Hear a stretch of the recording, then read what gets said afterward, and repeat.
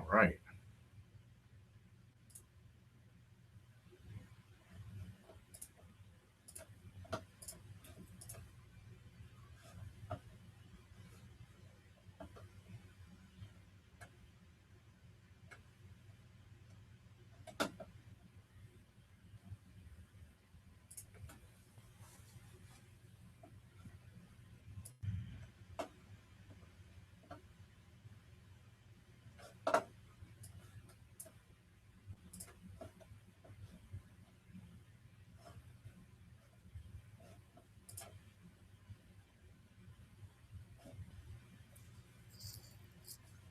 Hello. Hey. All right. There's Asher. I'm afraid that we're going to run into the same problem we just had. Okay. There's Joel. Hi, Joel.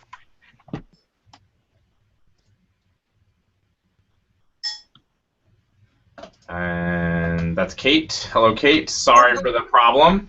Yeah, no problem. Sorry it took me so long. No, that's okay. I think it's going to block another set of people in just a second here.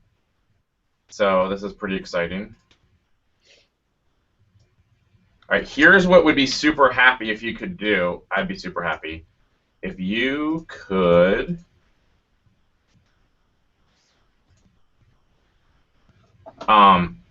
if you guys could go to this link. Joel, I'm going to send you a link to go to, okay?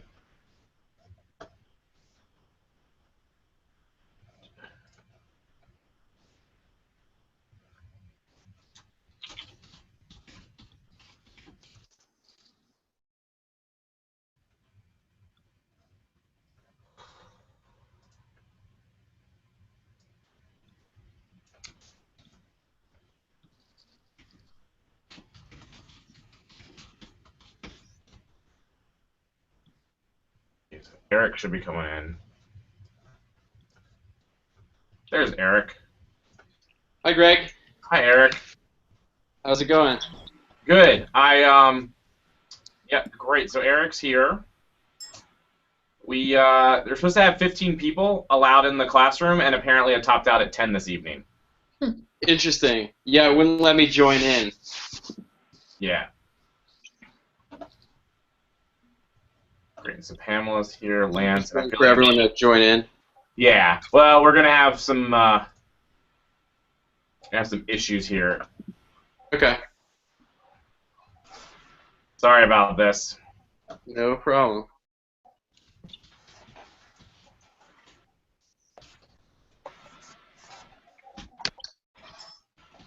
Is this the first class for everyone? It is, yeah. Cool.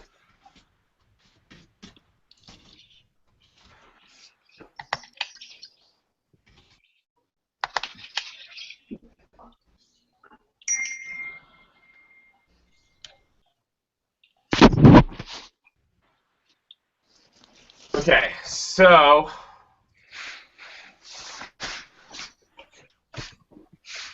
one, two, three, four, five, six, seven, 8. 1, 2, 3, 4, 5, 6, 7, 8, 9, 10 with me. Everyone else is probably blocked now. Awesome.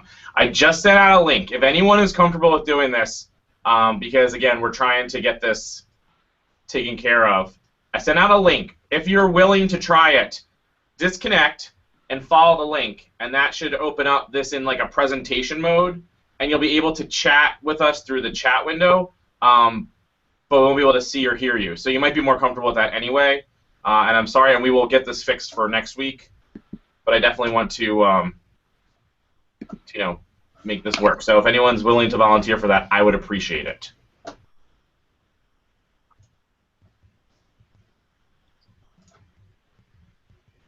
And where is that link? I just sent it via your email. It should be called Backup Link, or new announcement called Backup Link. Okay.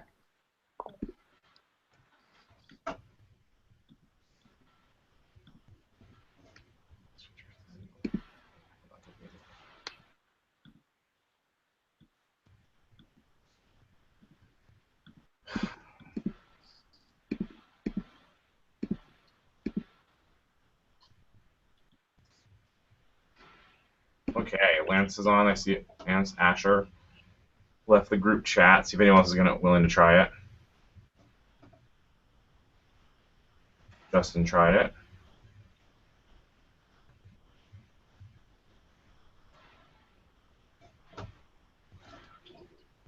Alicia came back. Hi, Alicia. Hi.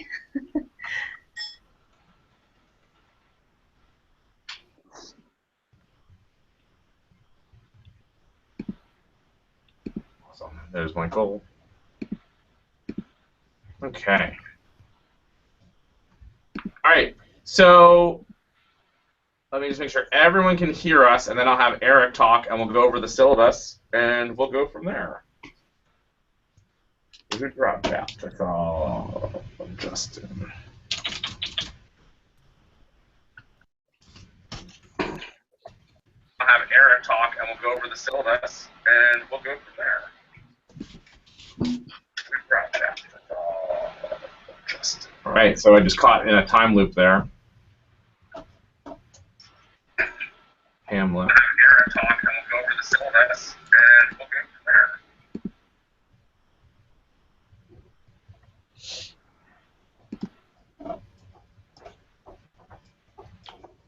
Alrighty. I'm waiting to hear if anyone else can see us. Joel, could you try that link and send me an email? Oh, okay. I thought I clicked on that. One of them kicked me out, so let me try this one. Yeah. And then send me a quick email if it works for you, if you can see us and hear us. Okay.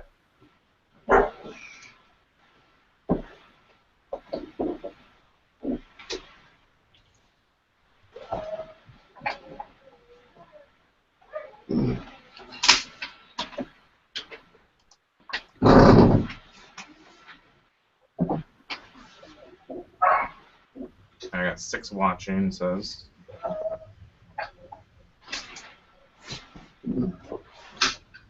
I appreciate everyone's patience with this. We are trying something new, like I said, in order to make this easier for everybody. And so far in last semester trying something new and this semester trying something new, I'm not real comfortable trying anything new anymore. So I am terribly sorry for that. But we will get through, and we will persevere, and it'll be lovely. And there we go. All right. And Pam, were you able to see us when you left our room? Here, and it'll be lovely. Yes, I can see you guys, but I didn't know if you could hear me or anything. I couldn't hear you, but there should be like a chat that you're able to type stuff into. Wait, sorry, I just closed the other window. It was doing like a playback. Yeah, it should have just been like a, oh, I see, there's a delay. Yeah, and so every time you talk, like it's like a minute or so, like maybe 30 seconds behind. Really, 30 seconds. Okay. Okay, Joel said that he can see us. It should have just been like a, oh, I see, there's a delay. Yeah, that's me. That's the delay right there. There's the delay. Okay, so here's what we're going to do. For those of you that are online, I super appreciate you being online, or on YouTube. That's great. There's going to be a little bit of a delay. We'll figure it out. In the short term, I do want to introduce, we went through and introduced each other. I want to introduce Eric. And so Eric Sargent is your community organizer. Is that what your title is? I'm an outreach coordinator. It's outreach coordinator. Yeah. Right, for the Baltimore Orchard Project. And they are going to be our client. And you guys haven't even talked yet about what the class is about or anything, but we're just going to jump right in to talking to our client and finding out their problems, because there's nothing better than baptism by fire. We are going to be working with the Baltimore Orchard Project this semester so that we can help them do the stuff that they do that's really cool around the city. We're going to be developing some type of app that addresses their needs, and so I'm going to let Eric talk about some problems that they have, and maybe introduce the group, as well as tell us kind of things that you're trying to do that interactive technology could help with. Okay, great. Hey guys. So the Baltimore Orchard Project is a nonprofit organization that I work through a program, AmeriCorps program. And we're a program of a larger organization called CivicWorks. And CivicWorks works throughout Baltimore City on various issues, especially relating to environmental issues. Our focus for the Baltimore Orchard Project is about orchards, which is fruit and nut trees. And we use orchard spaces and the process of organizing to plant fruit and nut trees as a way of connecting people to the land in their neighborhood or area, to each other, and also to the food that's produced on the trees. So it's an experience that people have when they're connecting to the process of organizing, coming together to plant the trees, that they come up with other issues that are related to their community. It becomes a point of connection for working on those issues as well. We also work to do education and youth programs throughout Baltimore, working with after-school programs, a art program in West Baltimore, and then we also have education programs for adults. We run a Fruit and Nut Tree Academy, which is just going over the basics of what are different kinds of fruit trees, how do you take care of the diseases and ailments that trees experience, just background knowledge on those kinds of things. We also run a few campaigns just to gain awareness about fruit and nut tree culture, orchard culture in Baltimore. So we do an event called Mulberry Madness that will be coming up in June. And mulberries are a fruit that not a lot of people know about, but they grow in abundance. And actually on University of Baltimore's campus, there is a mulberry tree that was already planted there. We also planted just this fall. I worked with a class to plant an orchard. There's about 8 different trees there.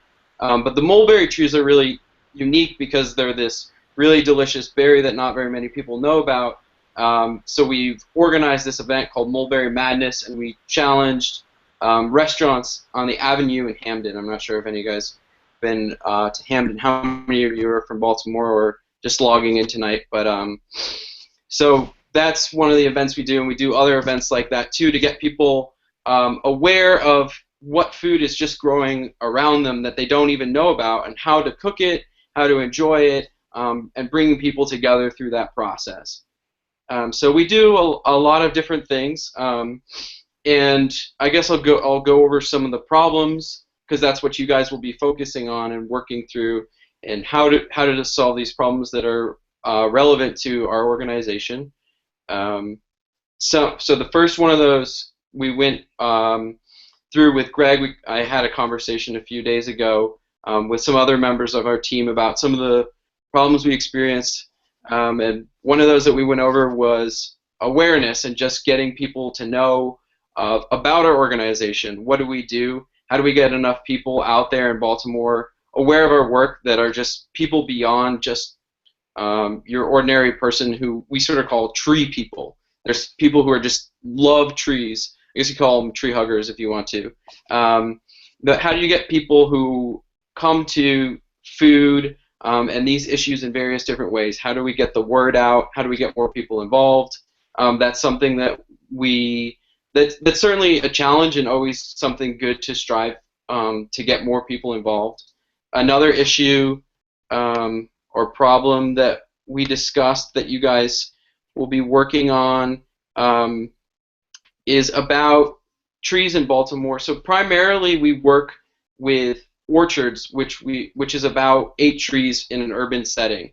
And those spaces are where communities really come together. They're organized. It might be a neighborhood or a congregation. But then there's also fruit trees in Baltimore that is just a standalone tree, like one mulberry tree in a random park, or one or two apple trees in front of someone's house that are just planted on the street. And those trees are hard for us to manage because we don't have a group of people to communicate with them about. So they're standalone trees. Someone in that area might harvest them, and then the apples are gone. Sometimes they don't get harvested, and then you just have all this fruit that's fallen everywhere, and it's not being dealt with. sometimes the trees get diseases and there's no one there to take care of the trees. So part of the work we've done is just registering all of these trees, and we have a database for a lot of the trees that are just standalone trees throughout Baltimore, but we don't have a way of managing them and then connecting people who need the food, such as like homeless populations in Baltimore, to the food that's producing there right on the trees and making that connection.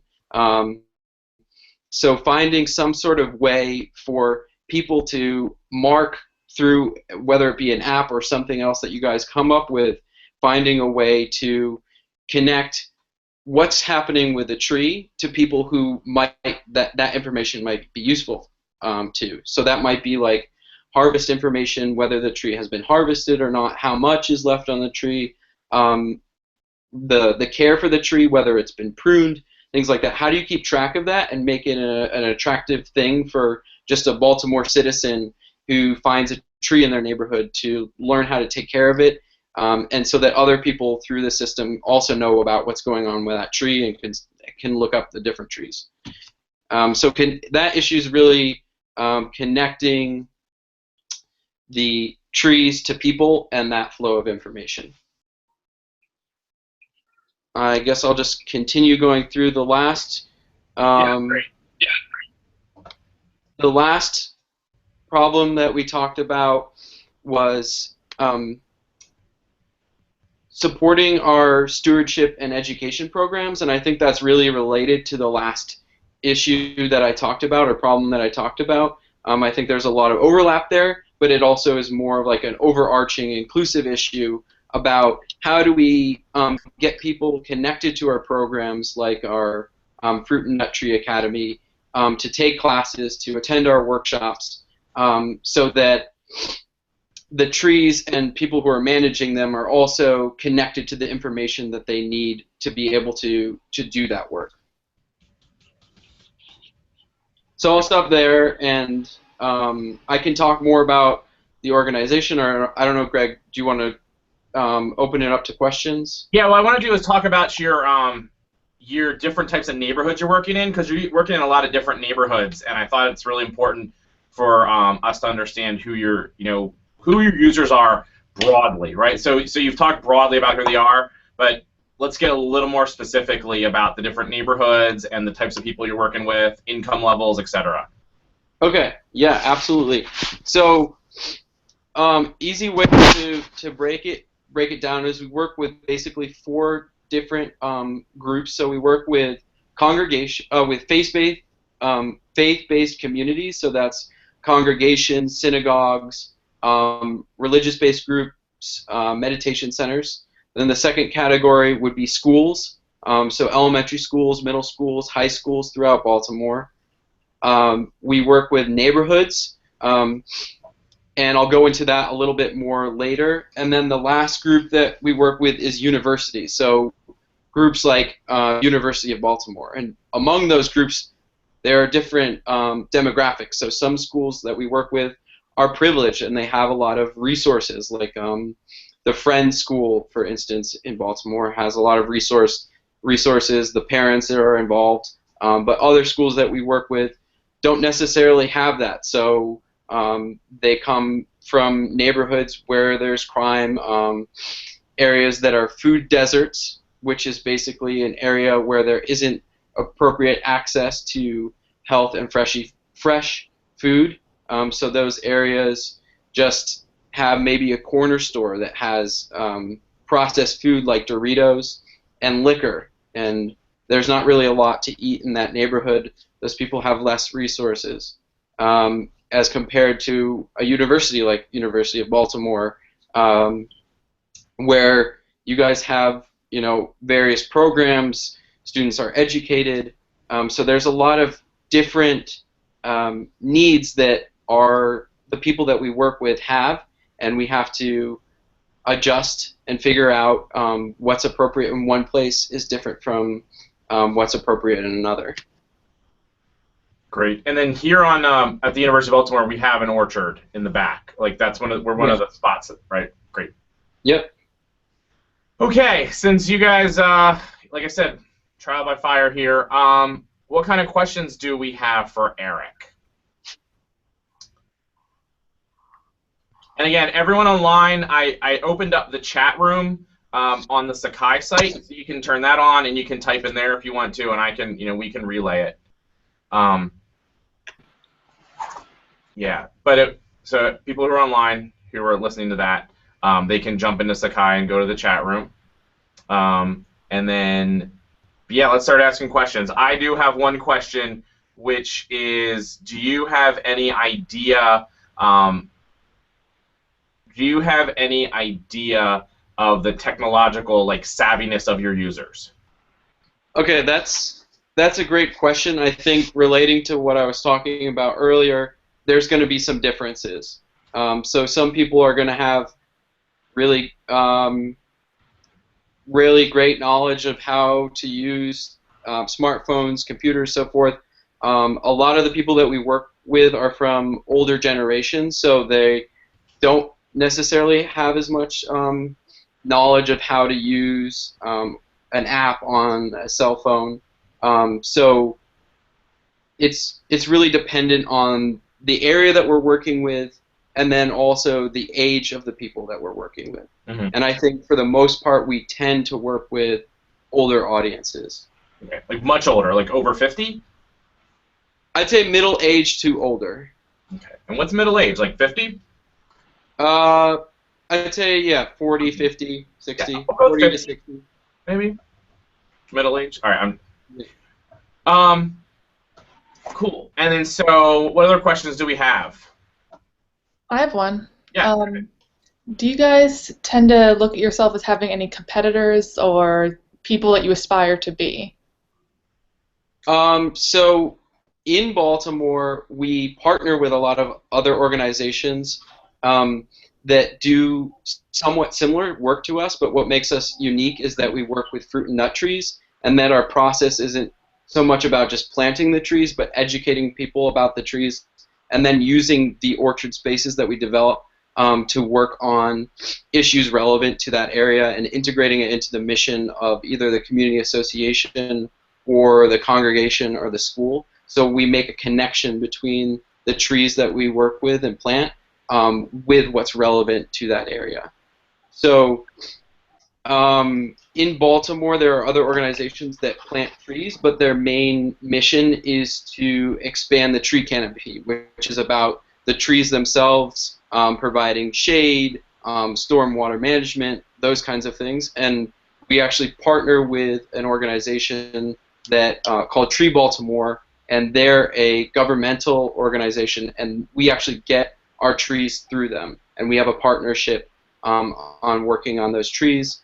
There's another organization called Blue Water Baltimore, and their focus is really about planting trees to help with stormwater management and water issues in the city, and they don't tend to plant edible trees. So in Baltimore, there's not really a lot of competition. What we do is unique in Baltimore, but certainly there are organizations that relate to our work. Outside of Baltimore, our organization is called Baltimore Orchard Project. There's also a Philadelphia Orchard Project. So we're BOP, BOP, and they're POP, POP. And that's more of like a brotherly relationship where we talk about what work we're doing and share resources. And in the last few years, we've actually developed a community orchard network, which is a network of all the organizations that are working in urban areas on creating edible spaces by using fruit and nut trees and vegetables and various things. So that's really, like, nationally and globally, there's a lot of partnerships and sharing resources and talking about the different kinds of work and our approaches. And then in Baltimore, it's also about cooperating with other organizations that do similar work. So, cool, Eric. I do have a question from our online folks. Asher would like to know what tech is currently used. Do you guys use any tech currently? We don't use a lot of technology besides our website, social media,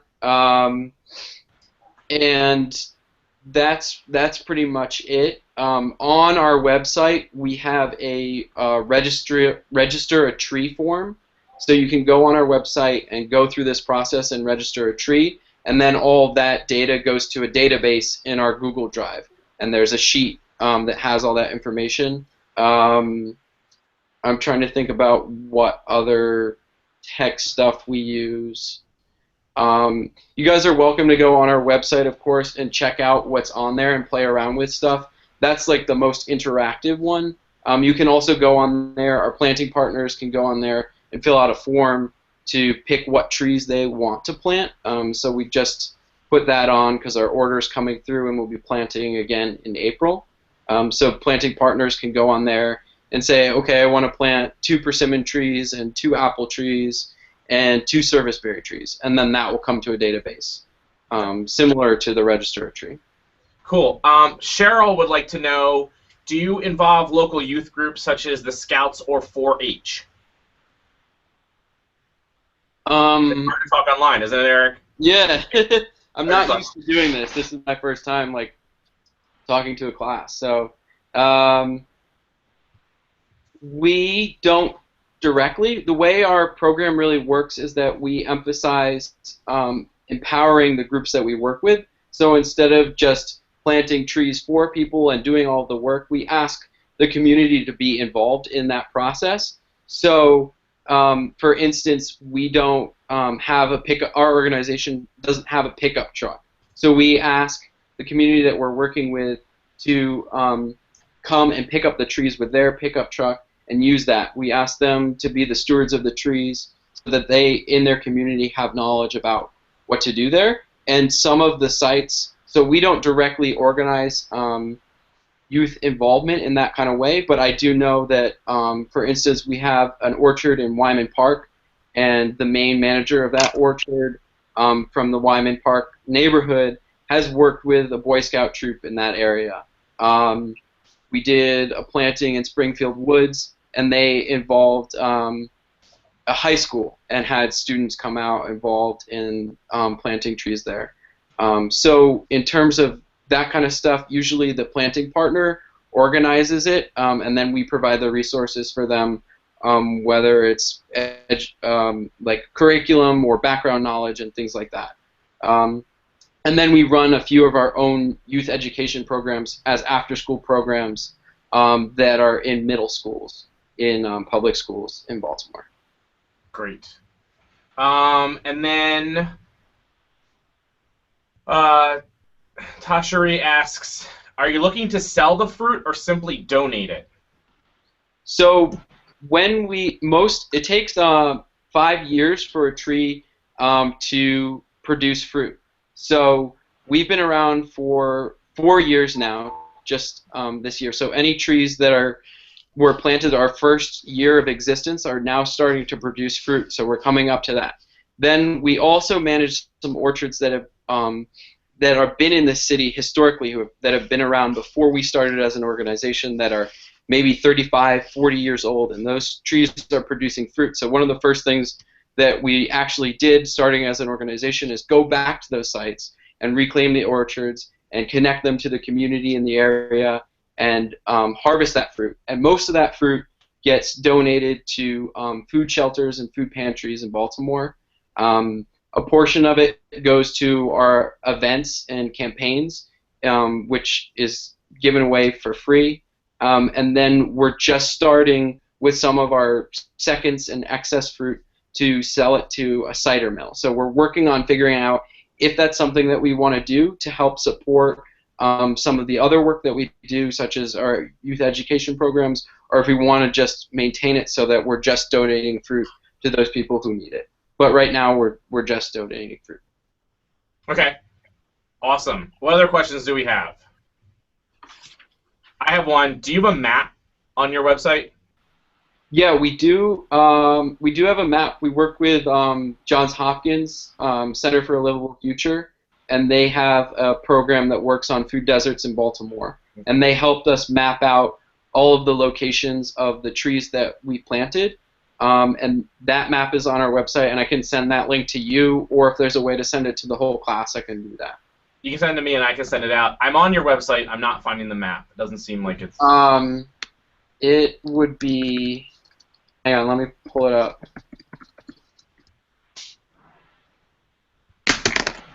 What you told me about a fruit the other day that was a fruit that no one ever eats, but it's actually pretty good. What was it? That was we talked about two different fruits. One of those was the mulberries, which I talked about a little bit in this conversation today, and the Mulberry Madness event that we do, where they make mulberry ice cream and fun stuff like that. And then the other one was pawpaw. Pawpaw. Yeah, so pawpaw, some people call it America's forgotten fruit. It's really common, actually, in this mid-Atlantic region, and people say it kind of tastes like a creamy banana. I think it also tastes a little bit like a mango. But yeah, pawpaw is awesome. It's really tasty. There's a few other plants or trees that produce fruit that not a lot of people know about, like serviceberry, elderberry. So one of our campaigns is to raise awareness about those fruits, and we call it funky fruit. And get people excited about the idea of eating fruit that they're not necessarily used to eating. Cool. That's awesome. Michael, you said that it seems like the main group of people that we're working with sounds older. And then that's a great question. What is the ultimate user base you want to reach? Like, if you could say, you know what, I'm going to bring this audience in for the first time, or this is the audience I really want to have, who would that be? Our vision is really to grow an edible Baltimore. Sure. So I think the idea really here is to connect as many Baltimore residents as possible to fruit and nut trees in their area. So it's really a broad audience. I think having more young people involved would be beneficial because the knowledge of the trees begins at a young age, and as the trees grow up, so do the young people. And that sounds kind of awkward, but the idea is that if we develop an interface that's really attractive for everyone to use, but young people are the ones that are doing it, they can teach other people in their neighborhood about how to use it and how it's exciting. So I think that would be really beneficial, but the idea, is really to connect Baltimoreans as a larger group to fruit and nut trees. Okay. Do you have any interest in donors, meaning like financial donors, like letting financial donors know about who you are? Yeah, absolutely. I think getting potential donors interested would be great. We want to do like a crowdfunding campaign sometime soon. So getting more of like a following and a base and interest with people who are interested in these kinds of projects and connecting them to us would be excellent. Cool. Excellent. What other questions do we have? I heard Tashari says she hears that pawpaws have an interesting smell. Yeah, they can. It's important to harvest them at the right time, and sometimes some people have like a weird reaction to it. So you have to be careful and just try a little bit at first. So some people, you either don't like pawpaw at all, or you really like it. Fair enough. The map is on our website under growing, and then where we planted. Okay. And then Eric, with you on the line here, what I want to do is I want to go over what we said that we would do. Excuse me. And the process. And this is going to give, because the students haven't heard this yet either, because again, we had snow last week and the internet didn't apparently work in the snow. What we said we would be doing is that we would create some kind of app, right? So we're going to get into groups. We're going to design some aspect of one of your problems for you. We're going to analyze it. We're going to talk about your users. Then we're going to, and the three big problems that you just discussed, like you said, were raise awareness of the organization, get information to and from people about the trees, because currently you're using that Google Doc. And then we also went to figure out some way to support education and stewardship programs for you. Throughout the semester, what we're going to do, guys, is we are actually going to come up with some solutions. We're going to look at who the users are. We're going to understand what that user needs. We're going to think about how we're going to design for the interactions for that user to address those problems that Eric has laid out for us. We're then going to create paper prototypes. Right? We're actually going to start drawing these ideas that we have, and we're going to test them with real users. If you're in the Baltimore area, awesome. We can actually come here and join. You can actually, I've just read the word join because Robert's coming in. Hi, Robert. Oh, hello. We're actually going to test them with real users. If you're away, you can test them with people who are like the users. If you are here in the area, you can test them with actual users. So it'll work out. And by what I mean by people who are like users, talk about the same age, maybe same demographic. If you can match social economic scale, that works too. So we're going to do that. We're going to iteratively prototype. After that's done, we're then going to move on to a technical prototype, and we're actually going to build some things with a software program called Axure. And as the semester goes on, you'll learn much more about Axure, and you'll learn how to do that. You'll learn how to make a prototype that actually runs on your phone. That's my phone symbol. That you can show to people. And again, same thing. Target audience, people who fit the target audience.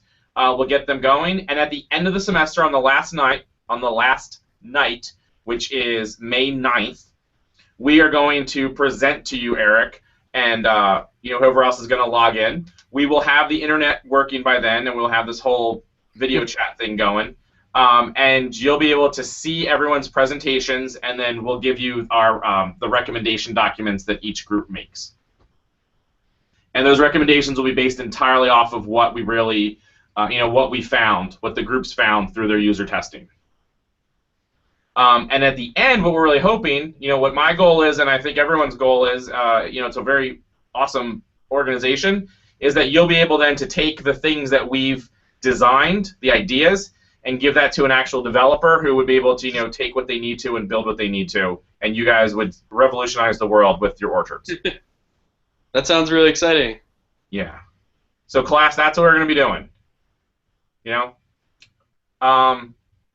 Is there any last-minute questions for Eric? I'm going to give a couple minutes here before we say goodnight to Eric.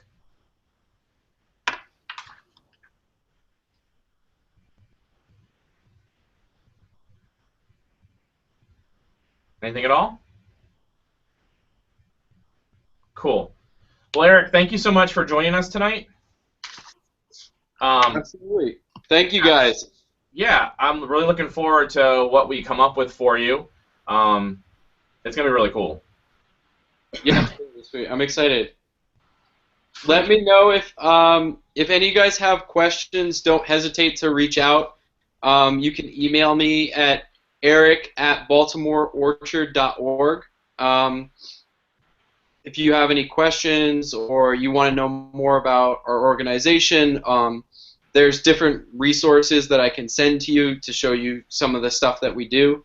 And it's really exciting that you guys are going to be working with us, because what you do will actually have an outcome that helps our organization connect more people to growing local food in their area. So thanks so much. Great. Thanks a lot, Eric. And we're just going to contact you directly. You gave us the email. So I'm letting everyone in the class know, too. If you have questions about content, about users, about any of that stuff, Eric has graciously said you can he's your go-to person for that. Okay. Awesome. Thanks a lot, Eric. We will talk. And Eric's going to come back throughout the semester a couple times. He's going to see our presentations that are in like 3 or 4 weeks, 4 weeks from tonight. About the users and those kind of things and the stuff that we find. He's going to come back then. I don't think you're going to come back like really officially until the end from there, but you're always welcome to stop in. We're going to do like a peer review night that you might want to see some of the stuff. Okay. Yeah, that'd be cool. Great. Thanks, Eric. And yeah, if any of the local people who are here in Baltimore or nearby in Maryland, if you guys want to organize a day to come out and come to one of our orchards for a volunteer day or a tour, meet some of the people that we work with, let me know and we can put something together. Awesome. I feel like we should have partnered with you in the fall. Yeah, Yeah, the fall would have been great because you get to actually harvest the apples. Maybe next fall. Yeah, maybe next fall. Yeah. Eric has some cool pictures of some crazy apples too. Crazy apples. Yeah, I can send some of that along too. Okay. Or you can see a lot of it on social media, so Okay, great. don't hesitate to follow. Cool.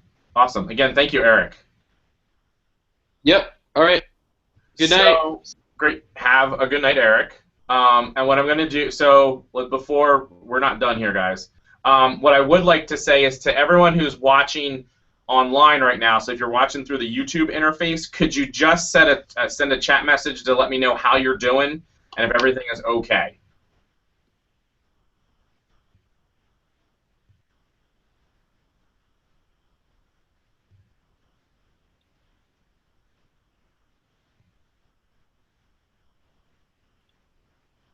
So this way I can find out the delay.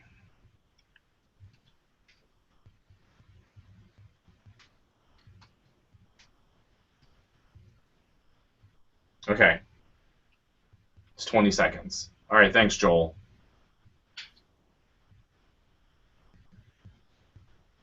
Anyone else? Yeah, oh yeah, we ended. Okay.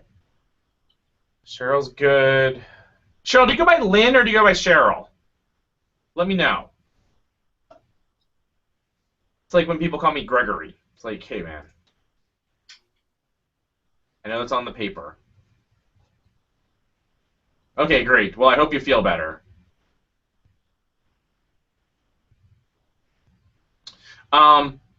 Okay, great.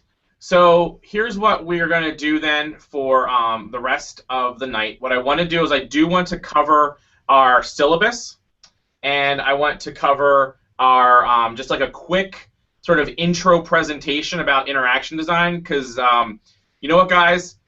It's pretty awesome that you just got to talk to the client before you even know what we're really doing with the class, which is kind of what business is like, I think, sometimes. So yeah, that's how that's going to go. That's not how the semester is going to go, I assure you. And yeah. So I was a Boy Scout, and I really like to just be prepared. That's why these are exciting times here, guys. Exciting times. All right, so let's go through. I'd like to go through the syllabus, and then as we go through the syllabus, I want you guys to, definitely share, or if you have any questions, to please let me know. So I'm going to bring up the syllabus now, and then I will share my desktop.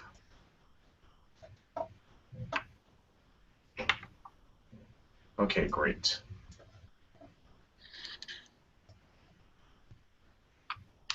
There seems to be somewhat of a lag, so we'll work around that. And like I said, this is the last night we're going to have to do this kind of split thing. We're definitely going to fix this. I have a solution already, all ready to go. Had it in my pocket. All right, so I'm going to share my desktop. Screen share. I am going to share which document. There we go. Start screen share. Okay.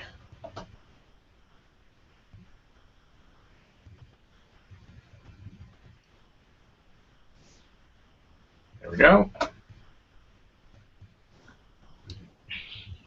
Are you able to see my desktop there? Mm-hmm. Great. Great. Okay. Let's go ahead and go through everything. First of all, as you may have picked up on, I am Greg Walsh. My phone number is 410-837-5473. That goes here to my office. The reason that that is a good number for you to know is that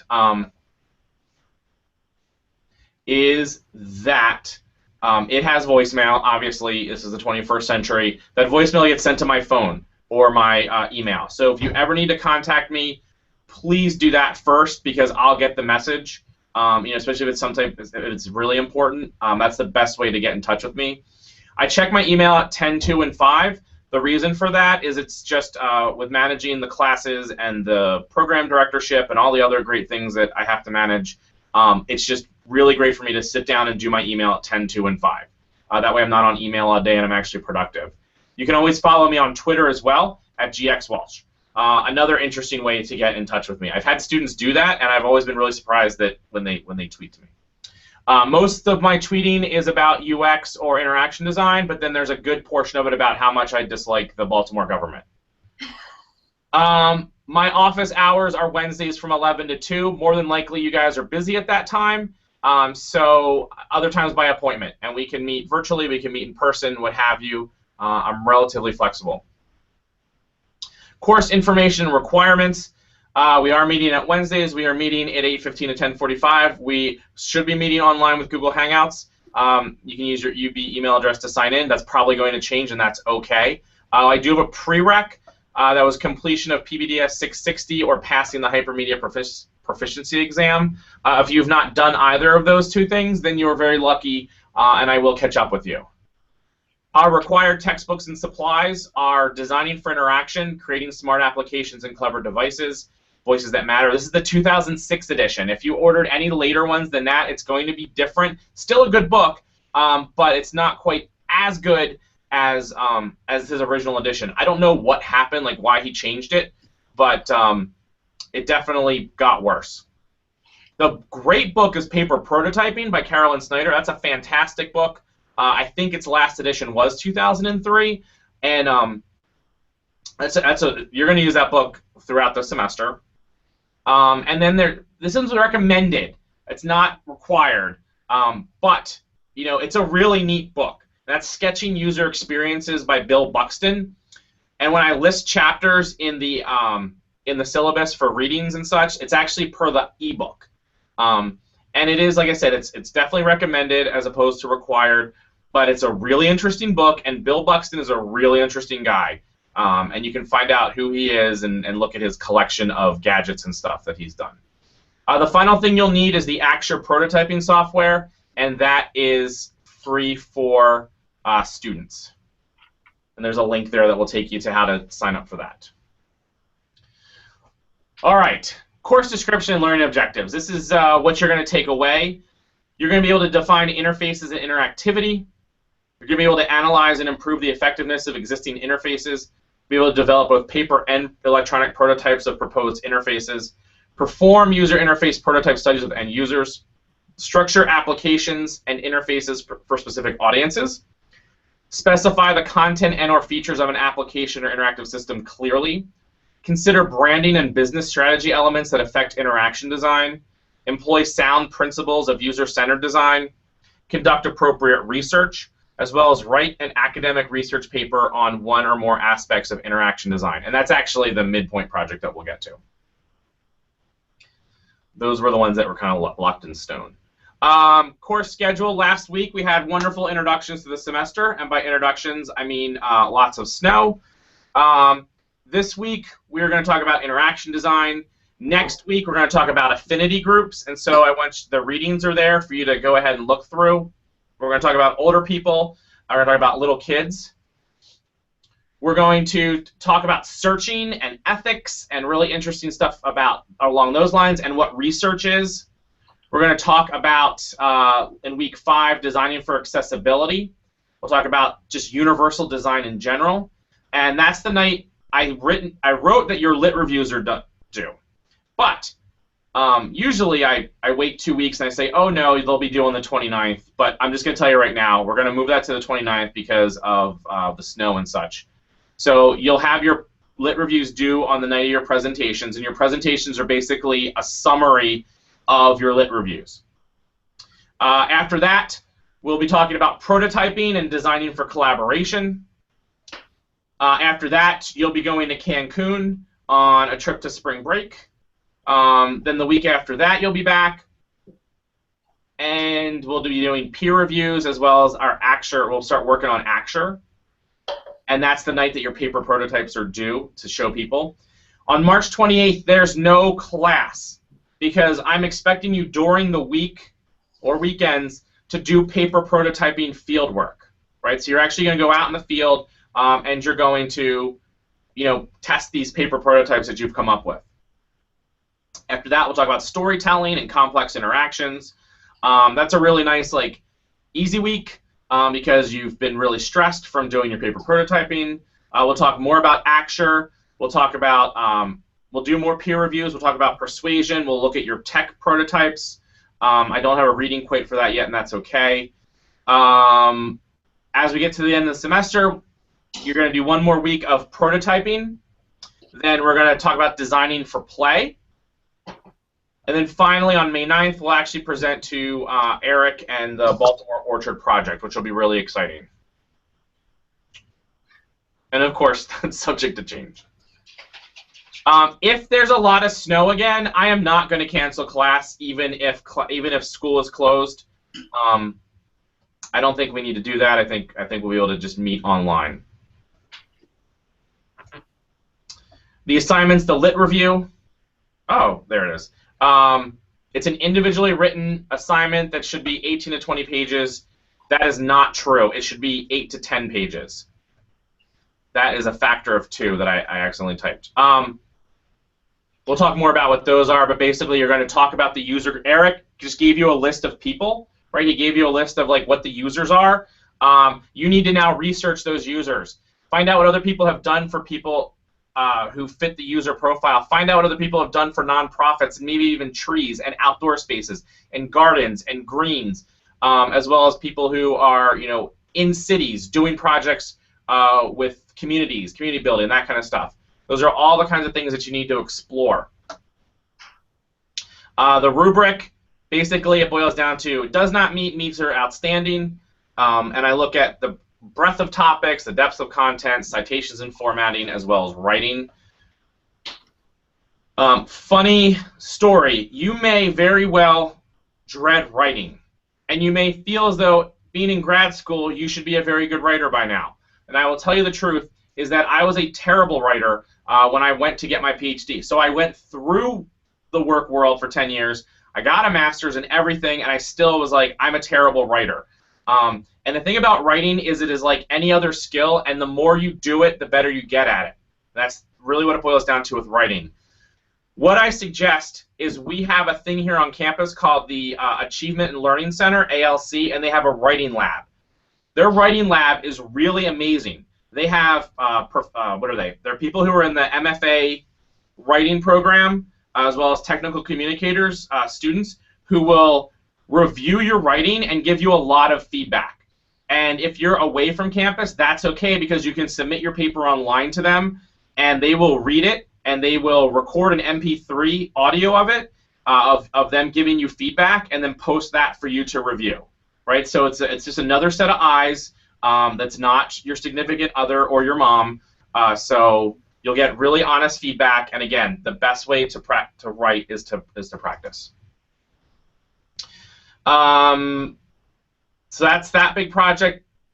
The final project is you will do a document and a matching 30-minute group presentation that fits all of these things. And if you look, these are actually all things you'll be doing through the whole semester. So it's not going to be like in April you're going to get slammed with this giant document you need to create because you've been working on it the entire semester, which is nice. Also, what's nice is that I have some really great examples to show you from previous classes, and I'll be able to give those to you as the semester goes on, so you can see what other people have done. I have had students before who are pub design kind of people, and they make the document look gorgeous, and it's embarrassing to me how good it looks. I always feel so inadequate after I read their projects. To very solid, standard, but well done, you know, sort of word-based documents. How do I grade? Basically, the lit review is 20%. That group project that you're going to do, that group presentation is 15%, and it actually gets added together. The 15 and 20 is that group presentation night, because you're going to show some stuff like competitors, domain knowledge. It all blends together to 35. Final project is 30%, and then the class participation, there's no blogging. What happened? I'm sorry. At 15%. So if you come to class, that's easy. You're just going to get the 15%. If you don't come to class and you don't tell me about it, that's where those points start to disappear really fast. I told you about the rubric. Letter grades are pretty straightforward. There's no C minus. Don't get a C minus. Don't get a C in my class. That's not great for grad school. Late policy. So, yeah, I love math. Basically, how it boils down to is my late policy is 11% for each day.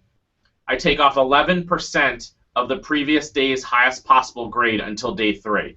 So if it were perfect and you go 1 day late, then it's 89%. If it's 2 days late, it's 79.5%. If it's 3 days late, it's 70%. After 3 days, the assignment will not be accepted. Let me talk to you about this late policy. You can also email me and say, Greg, it's going to be late, and I'll say, okay. I mean, up to a point, obviously, but if you're going to miss like the deadline by a day, let's talk about it. We're all grown-ups. These things happen. Late arrivals and absence. If you miss the group peer review, that's not going to be so good. Can't make that up. It robs your peers of feedback, disappointing speech, etc. If you miss the final class, that means the presentation night, and I'm not kidding, you will fail the class.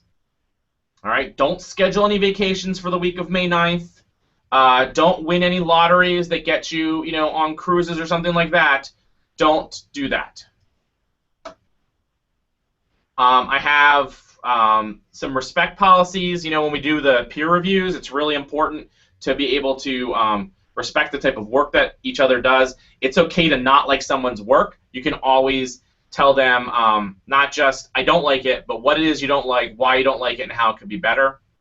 And it does not meet in a lab, so there's no eating or drinking in a computer lab and no smoking electronics otherwise, in case you come to one of our labs.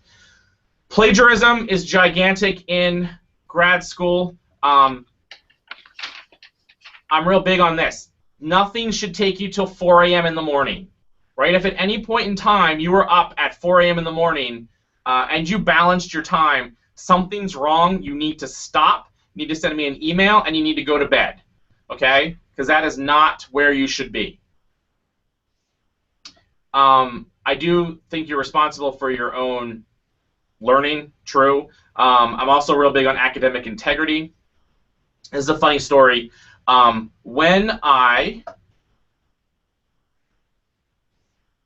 to see my face for this part of the story. When I taught at UMBC, I had an issue once where some of my students, one of my students was terrible. I would say probably in all my years of being at UMBC, I may have had 3 not-so-great students and 1 terrible student, right? And I was there for 12 years, so that's pretty good. This student only came to class 50% of the time, which was a problem unto itself because it was graduate school. And then he turned in his final assignment, but he was a day late or so, and he didn't submit it through the we have a software program to check plagiarism. He didn't submit it through there because it said it didn't work, so he emailed it to me. And I was reading it, and what I found was that the first 2 pages were awful, and I couldn't believe that an adult who was in grad school was writing like this. And then it got really good, and then the paper got really good. Like I was super impressed by it, and I remember reading it and thinking, wow, this is excellent. In fact, I'm learning some things from this paper that I had not known about, and this is great. Little did he know that while I was reading it from the email that he sent me, I actually ran it through the plagiarism checker because I could do that manually, right? So I submitted it manually. And as I'm grading, I'm like, this end part's really good. The last 6 pages are great, but the first 2 pages are terrible. So I put it down. I get an email that every part of that 6 pages was plagiarized from one article. Basically, he copied at one point and then just selected all and pasted it into his paper. And that's the thing about plagiarism. It's super easy to track at this point in time. So I said, hey, just so you know, this is what plagiarism is.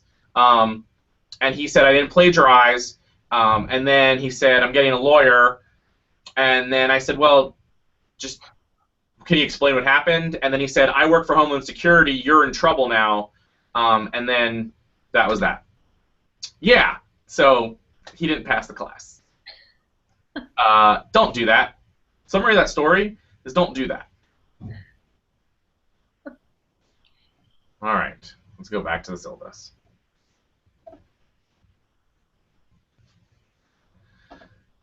Plagiarism. Another one that's not good for us is actually fabrication. What fabrication means is that you make up stuff.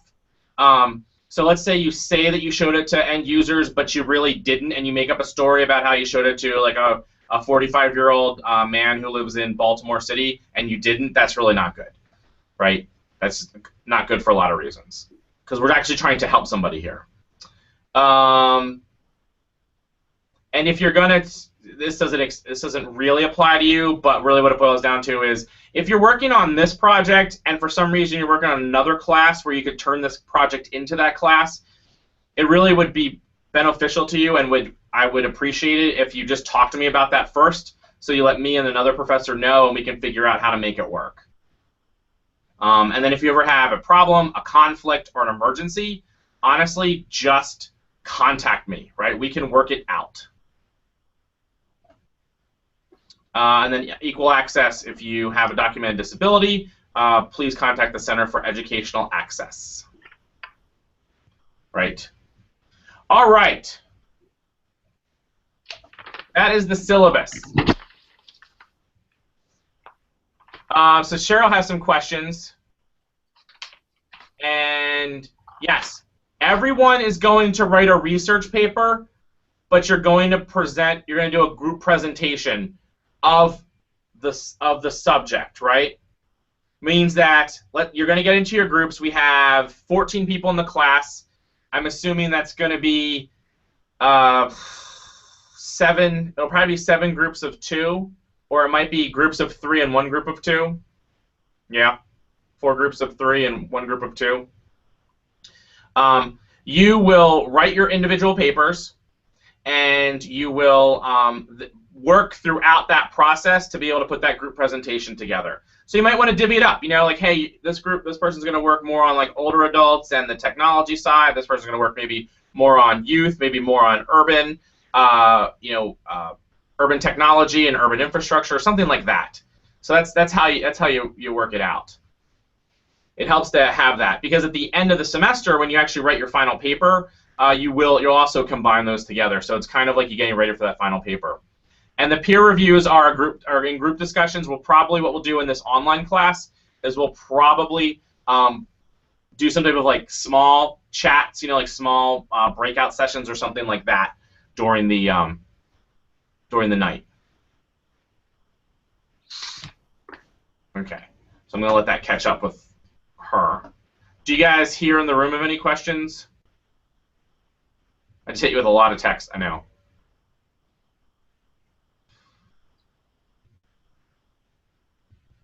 Anyone online, in our discussion board, have any questions? I have a short wait here. Oh, good. Cheryl uses Lynn. Okay, great. Thanks, Cheryl. Thanks, Lynn.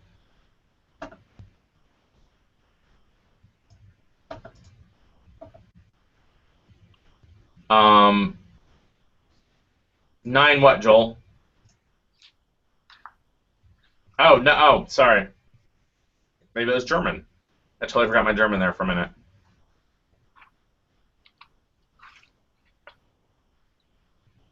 Cool. All right, so Lynn's coming into this classroom now. Any other questions? I have a question. Yes, Alicia. For our, I guess, sample of users, Mm-hmm. I guess, how do you suggest we go about that? Maybe it's too early in the semester. Do we just kind of go into Baltimore and randomly wander around asking people what they think, or I don't know. I'm confused, I guess, about that. So we'll talk more about that as the semester goes on. Okay.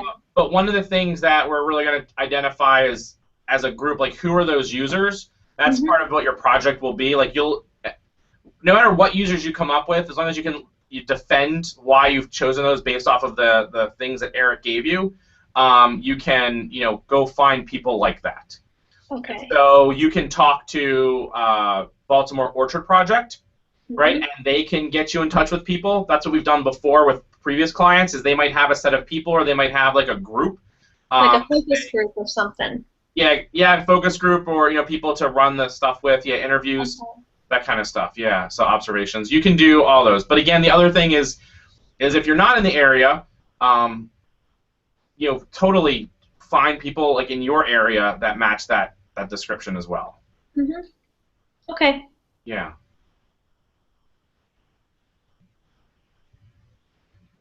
And we'll definitely be talking a little bit more about it as the semester goes on. Thanks.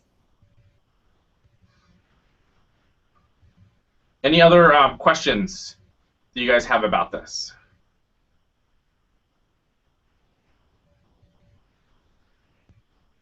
Okay. Anyone online have any questions? Online. Everyone's online. You know what I mean? The people who are unfortunately watching this through YouTube.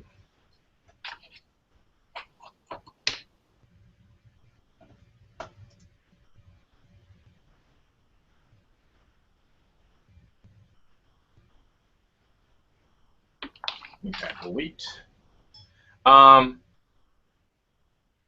If there is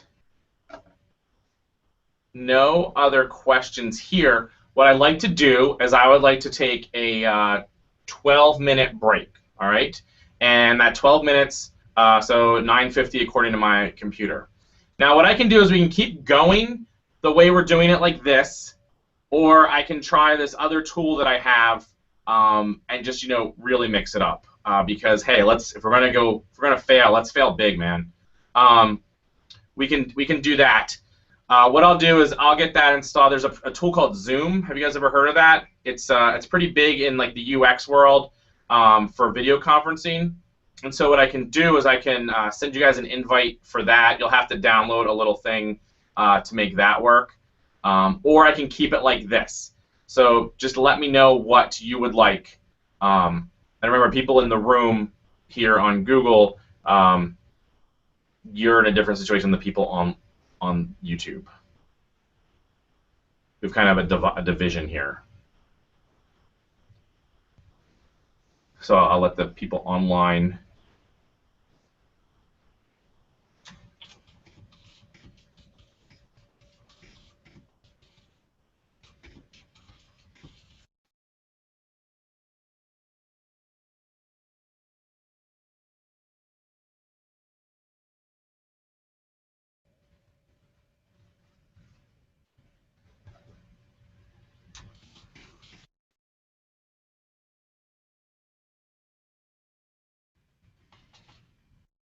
Okay, Joel's up for trying something new.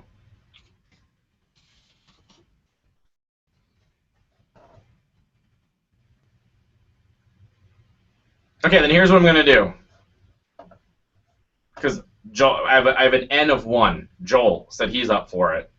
I have it in the room. Are you guys up for that? I mean, hey, it's 10 o'clock on a Monday night. What else would you want to do than try and make new technology work? I'll check it out, yeah. All right. All right, cool. So then what I'm going to do is we're going to turn this off. I'm going to send everybody an invite to the thing, install it, get online, go get something to drink, use the bathroom, whatever you need to do. I'll take care of all this, and we will. You'll get an invitation in your email about this. Okay? Sound good? Thanks for your flexibility. All right, I'm going to end this call, and I will talk to you guys in a little bit.